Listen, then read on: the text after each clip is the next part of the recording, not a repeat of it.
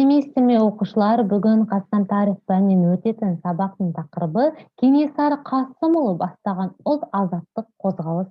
Дәптеріңізді ашып, бүгінгі сабақтың тақырыбын жазып алыңыздар. Зерттеу сұрағы: Кенесары хан бастаған ұлт азаттық күрес неліктен жалпы ұлттық сипатқа ие болды? Сабақтың мақсаты: Кенесары бастаған ұлт азаттық күрестің себеп-салдарын анықтайсыздар. Кенесарының көтеріліс барысындағы іс-әрекеттерімен танысасыздар. Кенесарының соңғы хан әрі көтеріліс жетекшісі ретіндегі рөліне баға бересіздер. Өткен сабақтан сіздер не білесіздер? Бөкей Ордасындағы көтеріліс барысымен таныстыңыздар. Наразы топтарын біріктірген ортақ идеяны сараладыңыздар. Оқушылар ең алдымен білімі сайтын пайдаланып, Кенесары Қасымұлы бастаған ұлт азаттық қозғалысқа байланысты бейне материалдар көретін боласыздар. Кенесары Қасымұлы бастаған ұлт азаттық көтерілістің басты мақсаты қандай болды?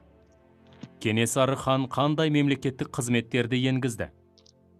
Кенесары хан орталықтанған мемлекет құру мақсатында қандай істер атқарды? Кенесары хан қандай саясаткер болды? Кенесарыны тұлға ретінде қалай сипаттауға болады? Кенесары хан туралы ақпаратты қандай дерек көздерден алуға болады? Осы сұрақтарға жауап берейік. Кенесары Қасымұлы бастаған ұлт азаттық көтерілістің басты мақсаты қандай болды? 1822-1824 жылдардағы ережелерден кейін қазақ даласында жойылған дәстүрлі хандық басқару жүйесін қайта қалпына келтіріп, Ұлытауда 1841 жылы ақ киізге отырғызып хан сайланған Кенесары хан атасы Абылай хан тұсындағы дербестікті қалпына келтіруді көздеді. Кенесары хан қандай мемлекеттік қызметтер енгізді? Хан кеңесіне батырлар, билер, сұлтандар, дипломатиялық қабілеттері бар ақылды саясаткерлер мен сенімді жақтастары кірді. Дипломатиялық қызмет ұйымдастырылды. Хан жарлықтары мен хан кеңесінің шешімдерін таратып, түсіндіріп және орындалуын талап етіп отыратын арнайы басқарма құрылды. Салық жүйесіне өзгерістер енгізілді. Әскери мәселе бойынша қатал әскери тәртіптегі мыңдықтар және жүздіктерге бөлінген далалық соғыс жағдайына ыңғайлы жасақтар ұйымдастырылды. Төлеңгіттер тобы күшейтілді. Кенесары хан орталықтанған мемлекет құру мақсатында қандай істер атқарды?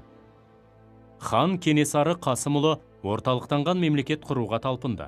Ханның сәтті жұмысының нәтижесі: салық жинау тәртіпке келтірілді. Егіншілікпен айналысуға мүмкіндік жасалды. Тыңшылық қызмет енгізілді. Соғысуға қабілетті жасақ ұйымдастырылды.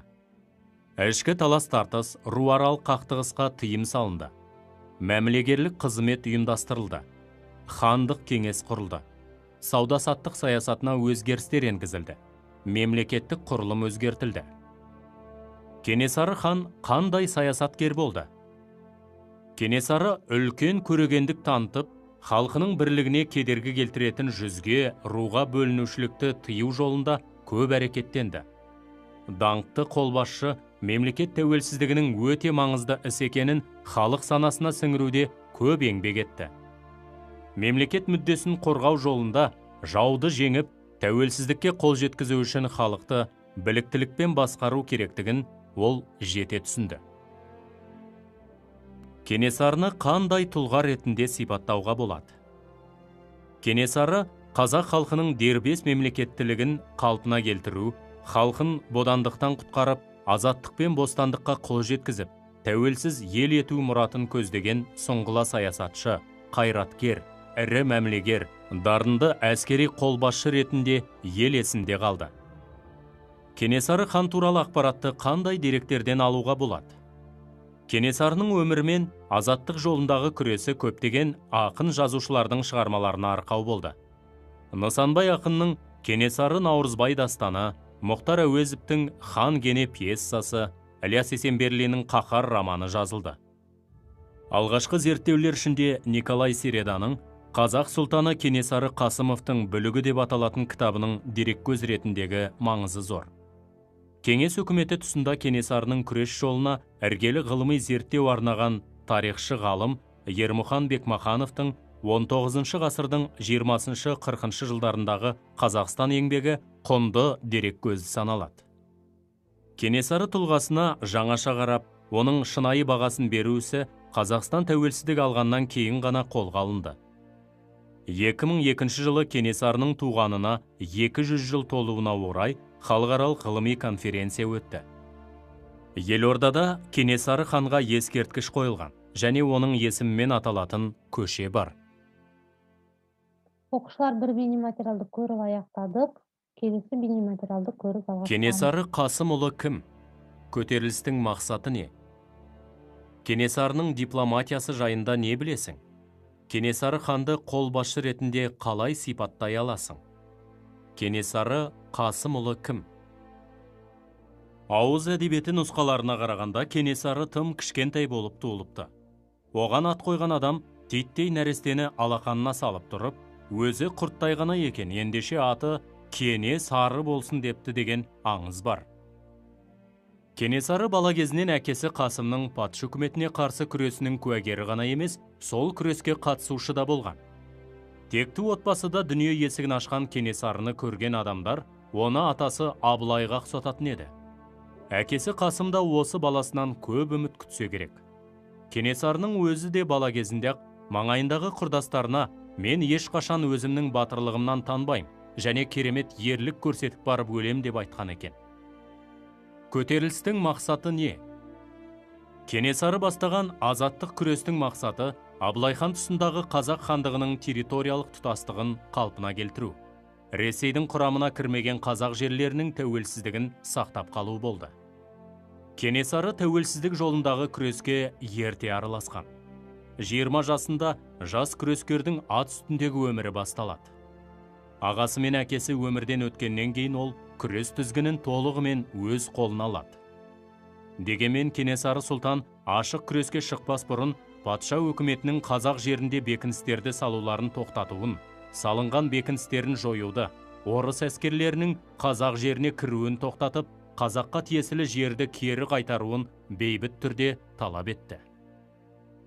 Отаршыларға қарсы соғысты бастамас бұрын Кенесары бірнеше рет дипломатиялық қадамдар жасап, бірінші Николай патшаға, Орынбор генерал-губернаторлары Перовскийге, Обручевке, Сібір генерал-губернаторы Горчаковқа хат жолдады. Кенесарының дипломатиясы жайында не білесіңдер?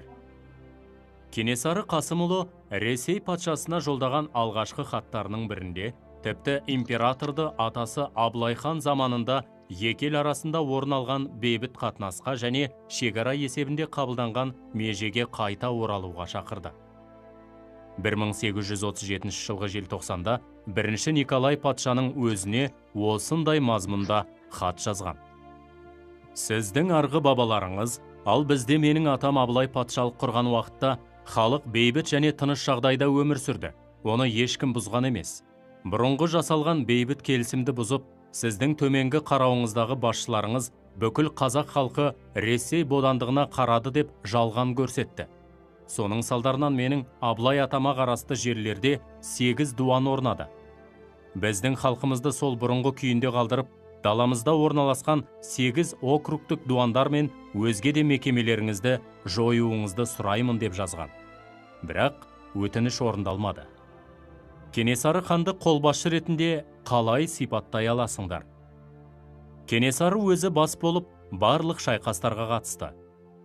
Иығына полковниктің эполеттерін тағып, қасына ерген ту ұстаушылары бар, ол әрдайым әскерінің алдында жүрді. Сондықтан да жауларының өздері оның көзсіз батырлығын мойындаған. Кенесарыны көтерілісшілердің өздері де хандардың арасынан шыққан ең қаһарманы әрі ақылдысы деп білген. Кенесары бастаған күрес шын мәнінде ұлт азаттық күреске айналды. Көтерілісшілердің өз әнұраны болғаны да белгілі. Қорытынды. Көтеріліс қазақ тарихындағы 10 жылға созылған ұлттың азаттығы үшін болған күрес болып қалды. Көтерілістің талаптары ішінара орындалып, қазақтар еркін көшіп қона бастады. Қазақ халқының ұлттық сана сезімі оянды. Қаһарлы патша өкіметіне де қарсы тұрып, өз теңдіктерін талап етуге құқылы екеніне көздері жетті. Оқушылар, біз бейнематериалды көріп аяқтадық. Ал эndi кыскача конспектти окуңуздар.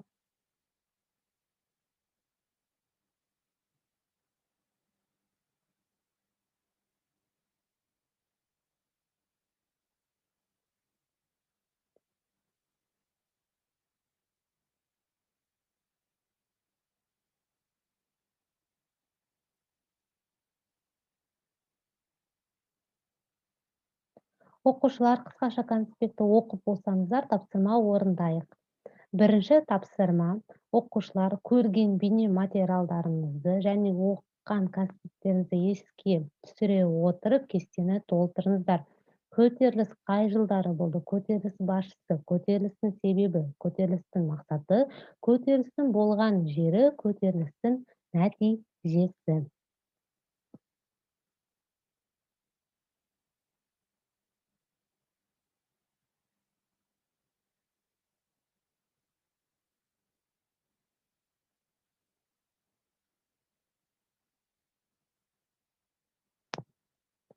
Окуучулар, эгер биринчи тапсырманы орундап болсоңуздар, экинчи тапсырманы орундайык.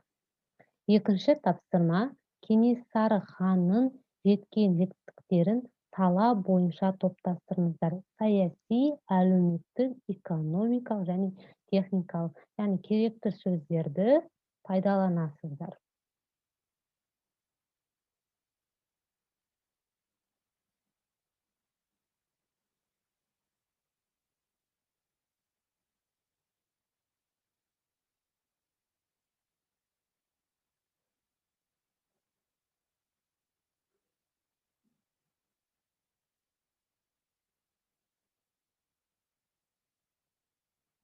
Окуучулар, тапсырмаларды орундап болсоңуздар, бүгүнкү биздин сабак аякталды. Сау болуңуздар.